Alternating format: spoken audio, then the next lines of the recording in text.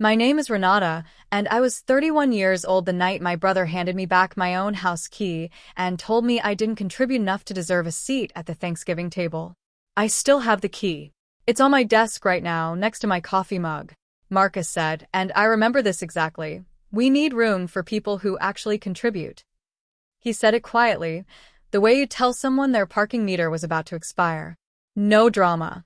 Just fact, delivered at the front door, my coat still on. I didn't argue. I didn't cry. I just drove home in the dark and sat in my car for a while. What Marcus didn't know, what none of them knew, was that I had been quietly doing something for 6 years that would eventually sit on a table in front of the entire family. A number, a ledger, a document that told a very different story about who had been contributing to what. I'm going to tell you everything. What I did, why I did it, and what happened the afternoon an auditor I had never met walked into my brother's kitchen and laid a folder on his counter. Welcome back to channel, where quiet people let the paperwork do the talking. If this is your first time here, hit subscribe, new stories every week. And if something in this one lands, drop it in the comments. I read every single one. Let me tell you about the kind of person I was before any of this happened, because it matters. It matters because the story only makes sense if you understand that I was not a dramatic person. I was not someone who made scenes or kept score or sent long texts at midnight. I was the person who showed up on moving day. I was the person who remembered your kid's birthday and mailed an actual card, not a text, an actual card with a stamp. I was, by every measure I knew how to apply to myself, steady. I grew up in a mid-sized city in Ohio, the second of 3 kids. My older brother Marcus was 6 years ahead of me, and my younger sister Bev was 3 years behind. Our parents weren't wealthy, but they weren't struggling either. My dad managed inventory for a regional hardware chain. My mom did bookkeeping part-time from home. We were comfortable in the way that means nobody talked about money directly, but everyone was aware of it the way you're aware of the weather. It shaped things without being named. I went to school for accounting. This is relevant. I want you to hold on to that. I have been, since the age of 22, professionally trained to read numbers, to find discrepancies, and to understand exactly what a paper trail means and doesn't mean. I am not someone who misreads a ledger. I am not someone who confuses a deposit for a withdrawal. This is my work. It has always been my work.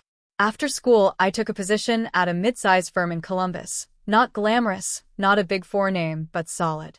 I handled audits for small businesses and nonprofit organizations. I was good at it.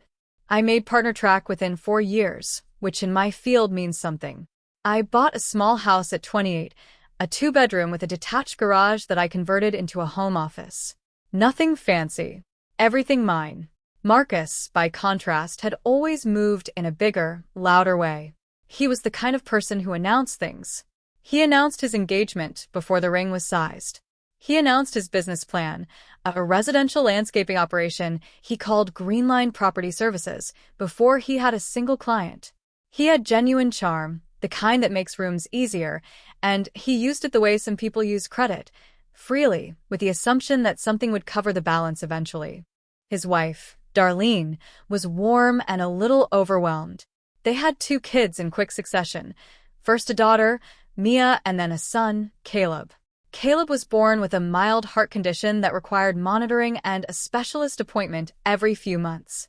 Nothing life-threatening, the doctors were clear about that, but it meant regular care, regular copays, regular costs that added up in the way medical things do when you're running a new business and your cash flow is irregular.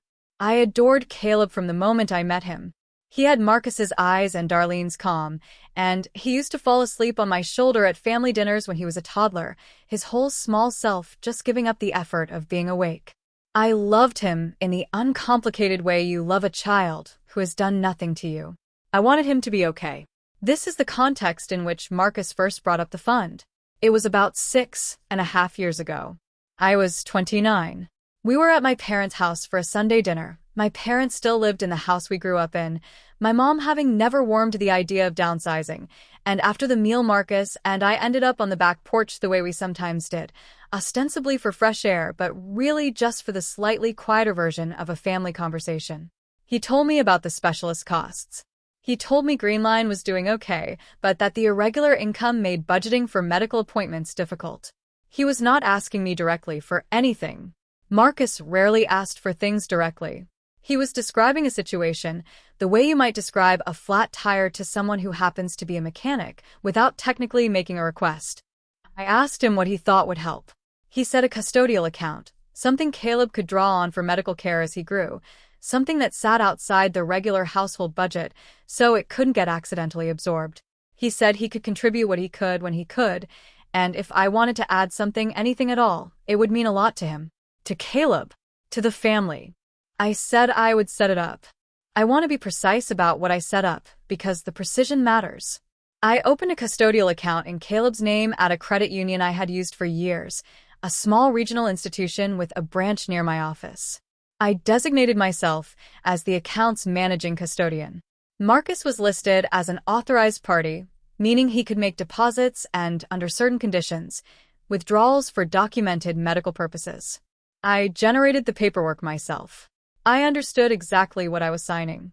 I set up an automatic transfer, $2,800 per month, drawn from my personal checking account, deposited directly into Caleb's custodial fund. $2,800 a month. I remember choosing that number because it covered the average monthly specialist cost with enough buffer to build a reserve. I wanted Caleb to have a cushion. I wanted there to be something there. I told Marcus what I had set up.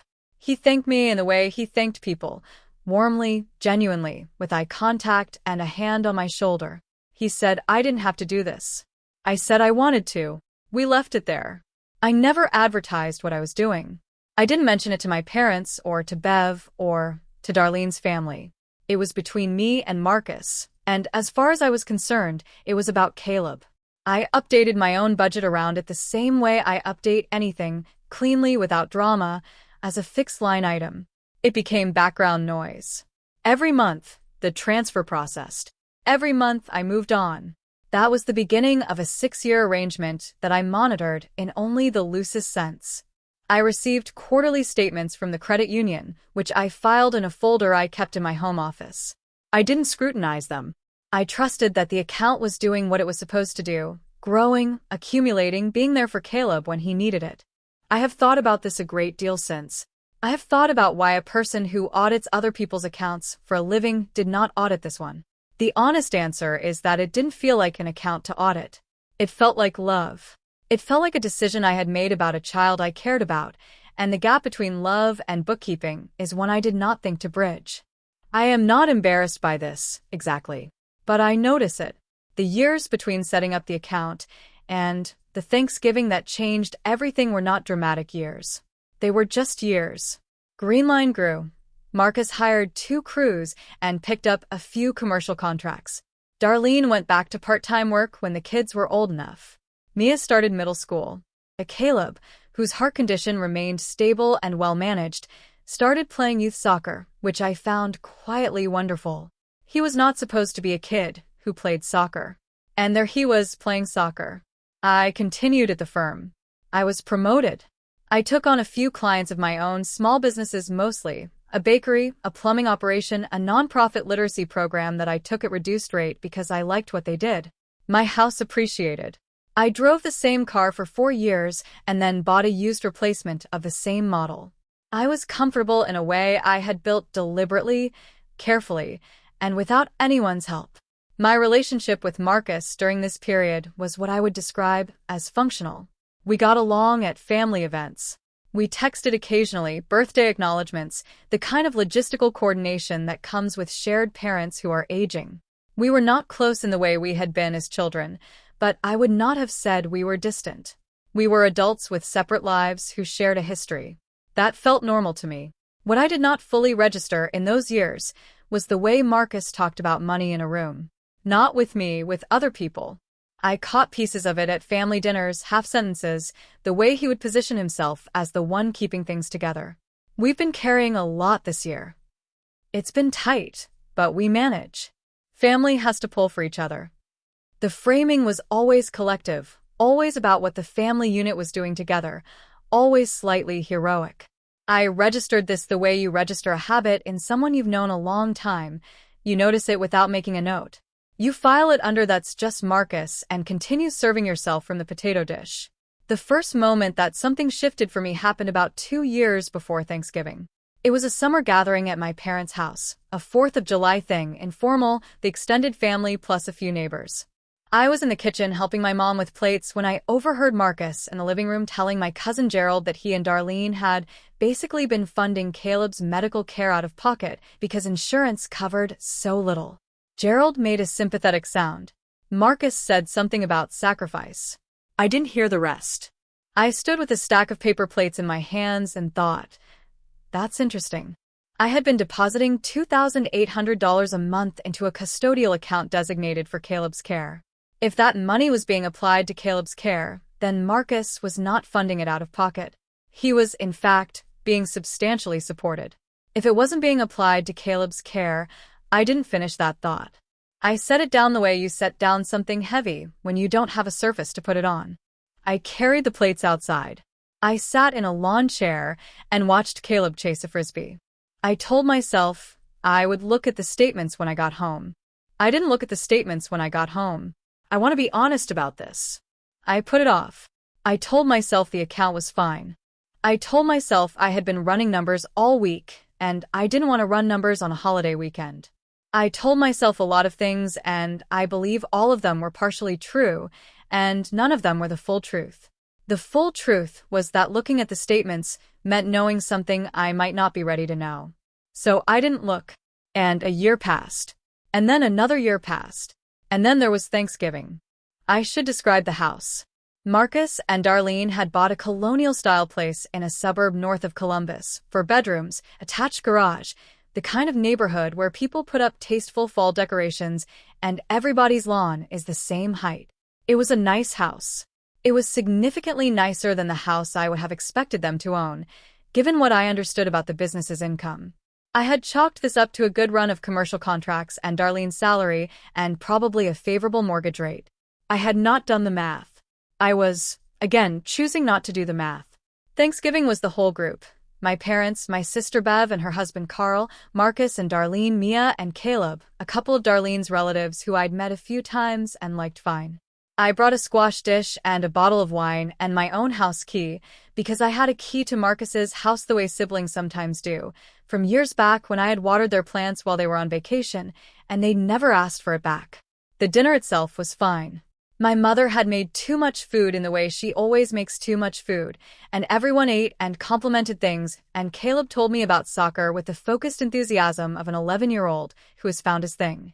My father fell asleep in the armchair for 20 minutes after pie and woke up slightly confused, and then recovered. This is a consistent tradition at this point. It was a normal Thanksgiving. What happened after dinner was not normal. Most people had moved to the living room. Bev and Carl were helping my mom with dishes. I had gone to the front hallway to get my jacket from the closet because I was getting ready to leave. I had an early morning, and I wasn't planning to stay late. Marcus followed me into the hallway. Darlene was a few steps behind him. I remember noticing that and thinking it was slightly odd, the two of them together, positioning like something had been discussed. Marcus said my name in a neutral tone. I turned around with my jacket over my arm.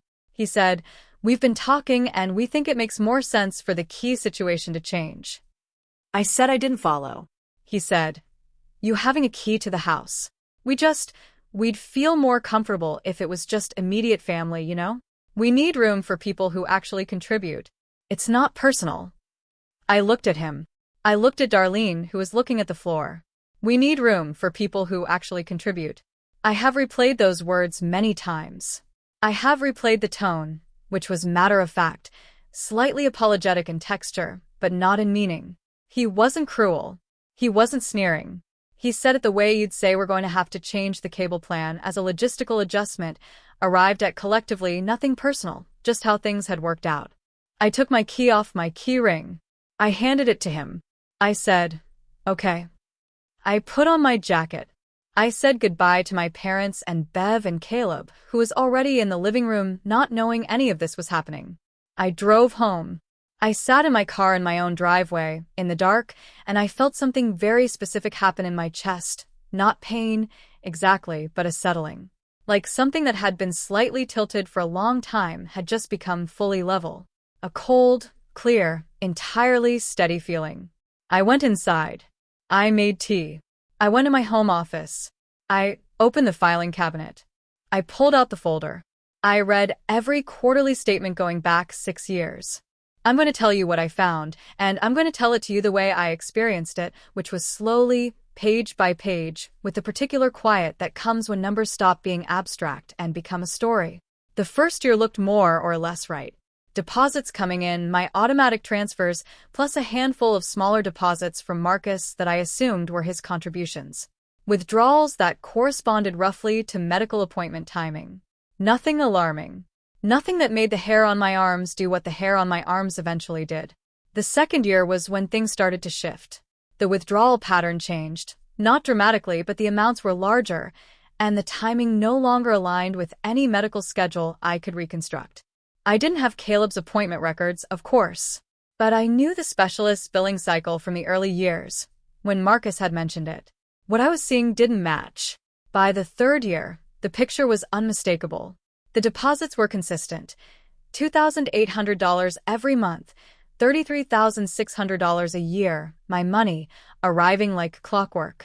The withdrawals were also consistent, regular, substantial, and bearing no relationship to any documented medical purpose I could identify. There was no record in the statements of any designations or attached documentation for medical reimbursement, which the account agreement had specified as a condition of non-custodial withdrawals. By the fourth year, the balance that should have been accumulating the buffer I had wanted to build for Caleb was not there. Money was coming in and money was going out, and the net was near zero. By years 5 and 6, I could see the whole shape of it. $201,600 had passed through that account over 6 years. Of that, based on what I could reconstruct from the quarterly statements and the specialist's historical billing, perhaps $12,000 to $15,000 had gone to anything medical. The rest, the overwhelming, specific, precisely calculable rest, was gone. Withdrawn by the authorized party. Used for something I had not authorized and could not identify from the statements alone. I sat with this for a long time. I have a clock on my office wall that my mother gave me, a simple round thing, and I watched it. I wasn't angry, which surprises me still when I think about it. I was something else. I was the feeling you get when you've been doing a puzzle for a long time and finally see that you've had a piece in the wrong place from the beginning, and everything now has to shift. Not anger. Reckoning. I put the statements back in the folder. I put the folder on my desk. I made a second cup of tea. Then I called a colleague. Her name is Patricia. She's a few years older than me, and she runs a small financial audit consultancy that I had referred clients to over the years. She is meticulous, credentialed, and she does not do drama. We had worked together on a few cases involving small business irregularities, and she had once, over lunch, described her approach to confrontational financial findings as, I put the number in the room, and then I let the number be in the room. I have always appreciated this philosophy. I called her the morning after Thanksgiving. I told her I had a personal matter involving a custodial account, and that I needed an independent review. I told her I was the managing custodian, but that I had a conflict of interest in reviewing it myself, because the other party was family. I told her what I suspected. Patricia was quiet for a moment. Then she said, "Send me the statements. I'll have something for you by end of week." She called me 4 days later. I won't reconstruct the whole conversation here, but I will tell you 2 things she said. The first was, the account activity doesn't support medical use as the primary purpose of the withdrawals, not even close. The second was, you have a complete paper trail. You're the managing custodian. You have options. She offered to prepare a formal audit summary, not a legal document, just a clean, professional accounting of the account activity over 6 years, with her firm's letterhead and her signature. She said if I ever needed to put a number in a room, this would do it. I said yes. I asked her to include the account's current balance, which she confirmed for me.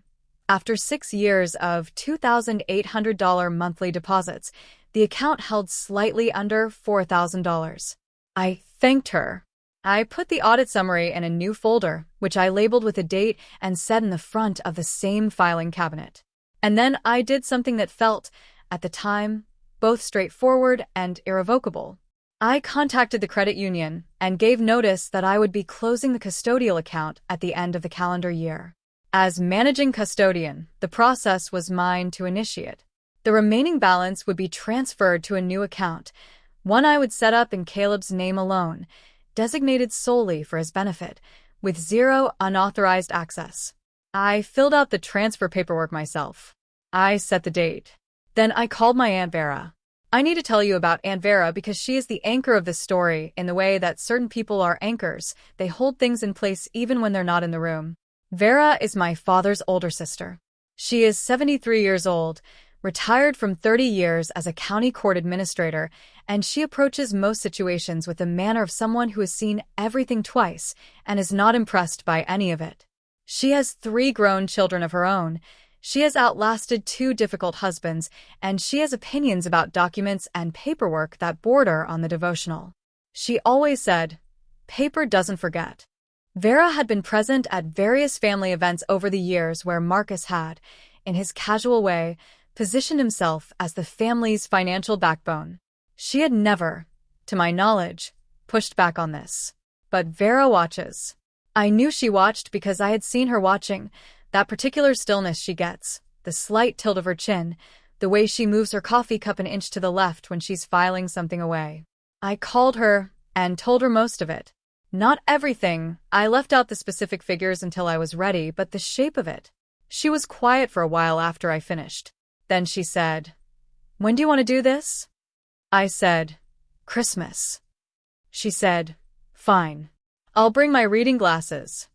Christmas at my parents' house is the one gathering everyone attends. It is, by family tradition, the big one my parents host. Everyone comes. There is a specific seating arrangement my mother has maintained for at least 15 years. There is a ham. Marcus and Darlene and the kids come. Bev and Carl come. Vera comes. It is, in other words, a room full of witnesses. I had spent the weeks between Thanksgiving and Christmas doing very little that was visible. I worked. I finished my year-end client reports. I had dinner with a friend.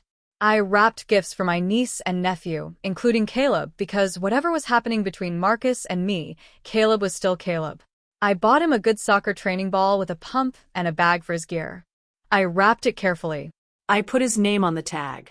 The folder, Patricia's audit summary, the original account statements, the closure notice from the credit union, and the transfer documentation for the new account, was in my bag. I drove to my parents' house on Christmas morning.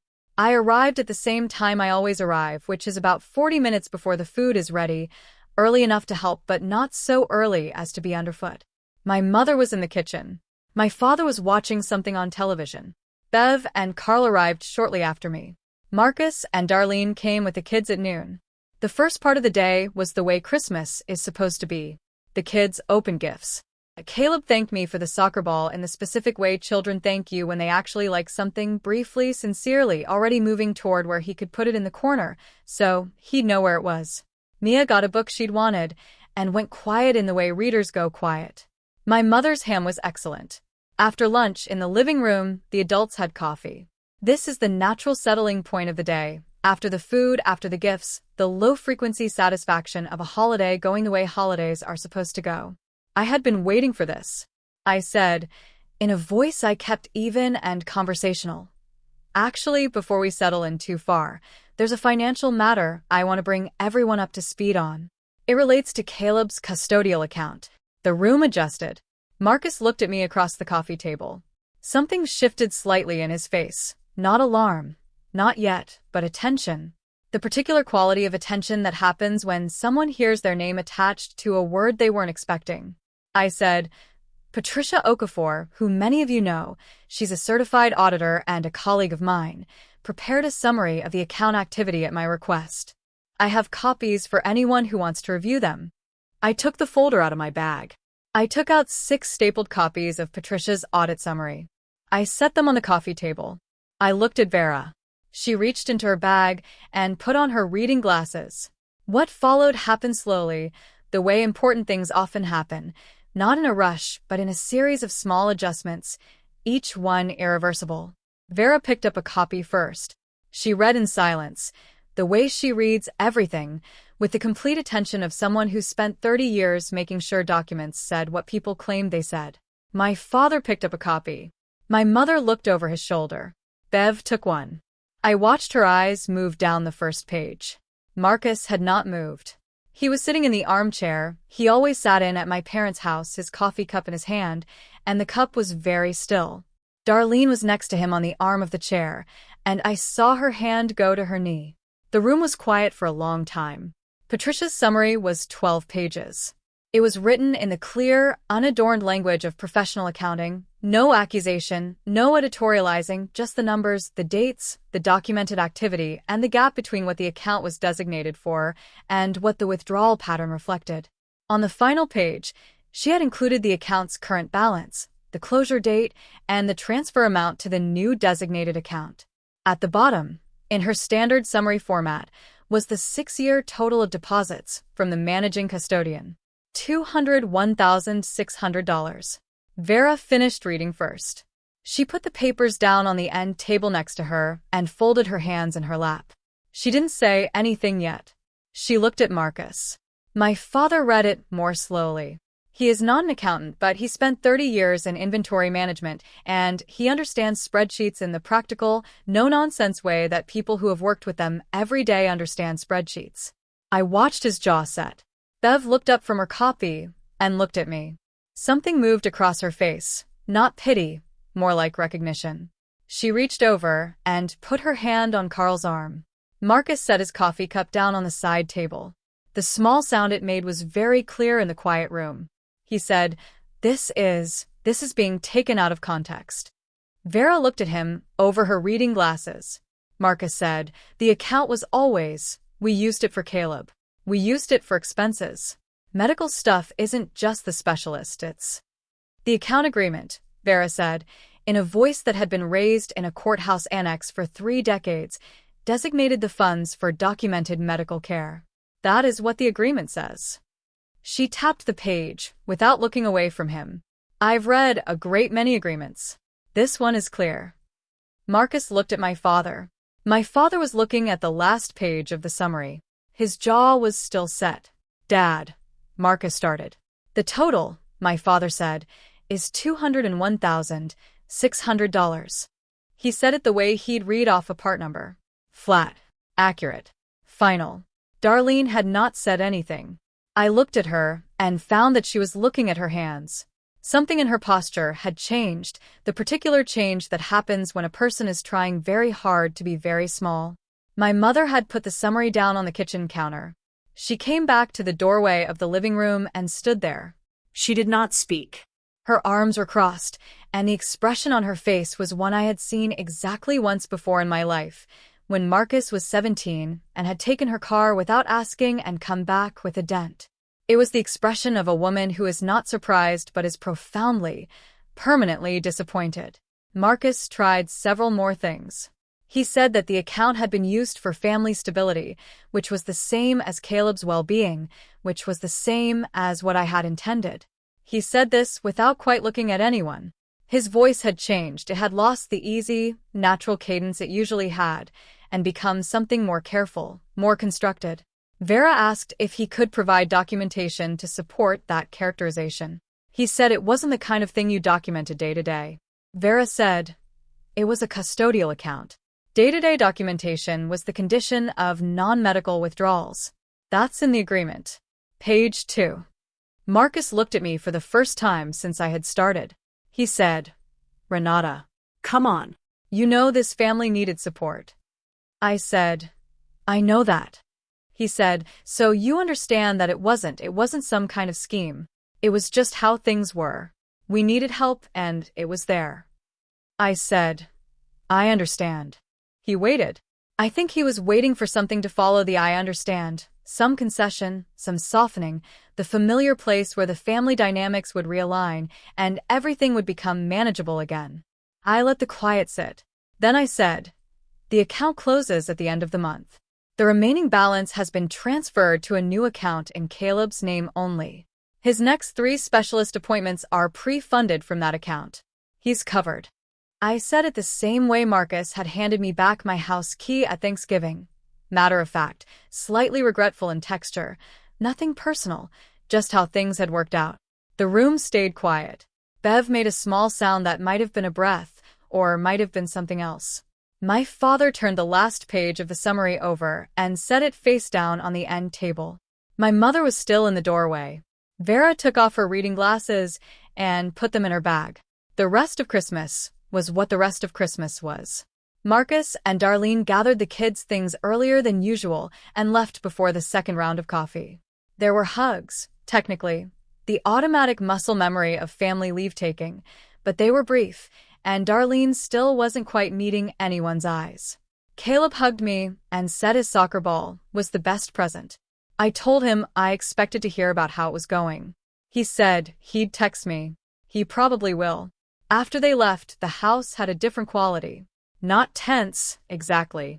More like after a storm when the air is very clean and things are very clear. My father sat in the armchair Marcus had been sitting in and looked at the wall for a while. My mother washed dishes with the focused energy she brings to tasks when she is processing something. Bev sat next to me on the couch and didn't say anything for a few minutes, which I appreciated. Then Bev said, "How long did you know?" I said, "I suspected something for a while. I confirmed it the night after Thanksgiving." She nodded. She didn't ask more. Bev has always been good at understanding where the question ends. My father said, from across the room, without looking up, "You should have been on the deed." I knew he didn't mean any specific deed. He meant something more general. He meant that I had been the one quietly holding things and I should have had something with my name on it. I didn't respond because it wasn't that kind of statement. It wasn't looking for a response.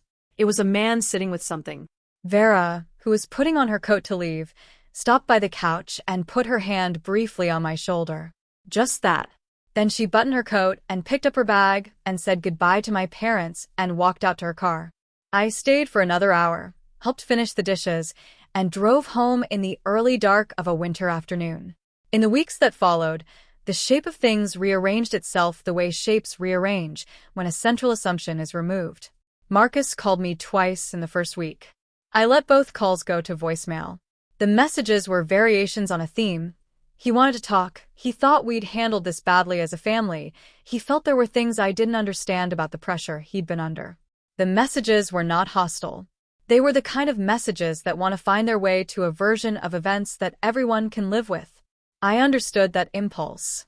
I did not return the calls. He texted my father, who told me about it with the neutral delivery my father brings to things he doesn't want to editorialize but wants me to know. My father said Marcus had proposed a repayment arrangement. He had proposed this to my father, not to me, which I noted. I told my father that if Marcus wanted to propose something, he could propose it to me directly, through whatever channels he chose, including an attorney if that was what made sense. I was not hostile. I was not threatening. I was simply indicating that the conversation had a location, and that location was not my father's living room. Darlene called me about 3 weeks after Christmas. This surprised me a little. She was quiet for a moment after I answered, and then she said, "I want you to know I didn't know the whole of it." She said this simply, without the layered softness that sometimes accompanies semi-apologies. She said it like a person stating a fact they felt I was owed. I said, "Okay." She said, "I also want you to know that Caleb thinks he talks about you. He likes you." I said, "I like him too." She asked if I would still come to his spring soccer games. I said yes if I was welcome. She said I was welcome. I have thought about that call more than about any of the others, because it said something about what actually happened and what didn't. Darlene was not a villain in this. She was someone who had been inside a version of events and had not examined it closely enough, the way people don't examine things that are working in their favor. When it was examined, when the folder was on the table and the number was in the room, she had gone quiet the way a person goes quiet when they understand that something they should have known. That's a different thing. I can hold that as a different thing. Greenline, I later heard from Bev, had taken on some debt to cover the quarter's payroll after a contract fell through. This was not news I went looking for. It was news that found me the way family news does, through the ambient system of people who love you enough to keep you informed. I noted it. I did not comment on it. The account I set up for Caleb, the new one in his name only, has a statement that goes to my parents' address, where my mother will hold it until Caleb is old enough to receive it himself. His next 4 specialist appointments are pre-funded. There is a reserve that will cover the years between now and when he ages out of the specialist's monitoring, based on current billing rates with some buffer built in. I calculated it carefully. I drove home after Christmas dinner, and I made tea, and I sat at my kitchen table, and outside it was very cold and very quiet. I thought about the key Marcus had handed back to me at Thanksgiving, this object I'd carried for years without thinking about it, and then it was in my palm, and then it was his again, and somehow that was the thing that had set everything in motion. I thought about how long I had been watching the clock and not opening the folder. I thought about Caleb telling me about soccer. I do not know exactly what will happen with Marcus. I know what I have done. Closed the account, funded the one it should have been, put the number in the room, and driven home. I know that my parents know. I know that Vera knows. I know that Bev knows. I know that the paper exists and that it says what it says. I made my tea. I sat at my table. Outside it was getting dark. A very ordinary evening, after an extraordinary year. There is a thing I have learned about quiet people, and it is this. The quieter you are, the more space there is for the truth to fill. You don't have to argue for it. You don't have to carry it into the room on your shoulders announcing it. You can simply put it on the table. And then the table does the work. That's my story. A custodial account, a Christmas morning, and a folder that said what it said. If you've ever been the one doing the quiet work while someone else took the credit, if you've ever handed over a key and driven home in the dark, I'd love to know. What made you finally open the folder? Was it a moment? A comment? Something small that turned out to be the thing? Drop your answer in the comments. I read every one. Drop a comment, hit subscribe, and I'll see you in the next one.